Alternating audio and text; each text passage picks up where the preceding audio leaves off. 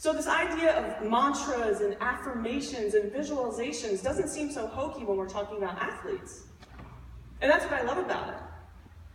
But for whatever reason, when we translate that into our life, it seems like corny or woo-woo or whatever to have affirmations or to have mantras. We learned when we were young that, you shouldn't brag about yourself. You shouldn't talk so highly of yourself. Well, I don't believe that to be true. If you look at these athletes and you look at these champions, what are they saying all the time? I got this. We got this. We're the champions.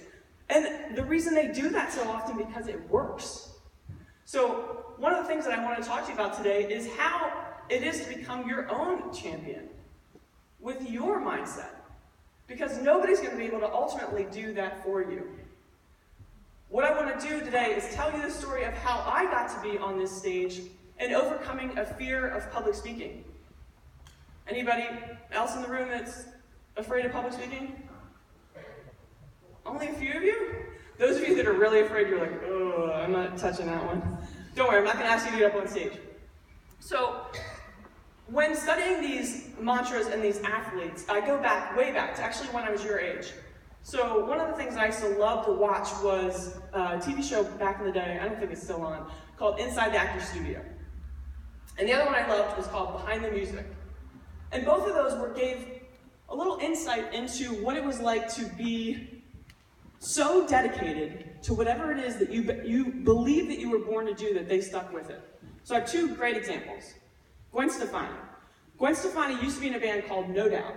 I watched their Behind the Music late night, it was past midnight probably, years and years ago.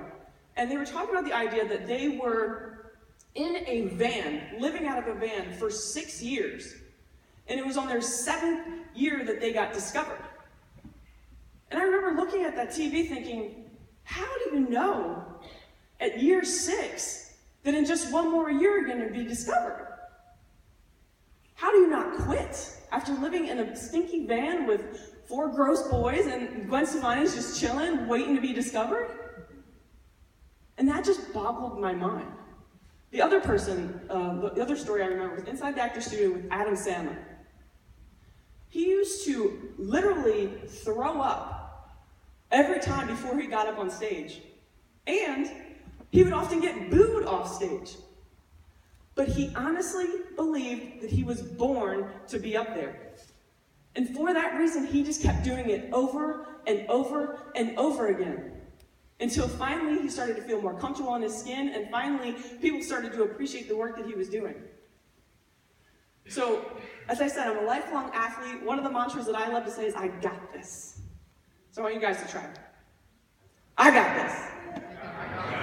Come on. I got this. I got this. I got this. One more time. I got this.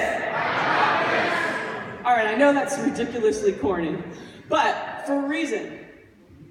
When you say those kinds of words, and you don't have to say them out loud, say them to yourself, it changes the chemistry in your body. Like you're all smiling now, you're all a little more awake. Your body actually changes in chemistry. So I work a lot now with adults. Heidi was just saying that I am a trainer and coach, a personal trainer, and I'm also a personal development coach. And what I do with adults now is unlearning all the crap that they didn't use that they could have from high school on. So they felt silly saying something like, I got this. They had remembered those words of don't be too braggadocious, don't talk so highly of yourself. And what they did was they never said those words again. But the problem with that is that it gets to a certain point where nobody's going to tell you how good you are anymore. You know, when I was in high school, people would tell me, oh, you're so talented. You're such a great athlete. You're so awesome. You're going to grow up and do amazing things in this world. And you know what?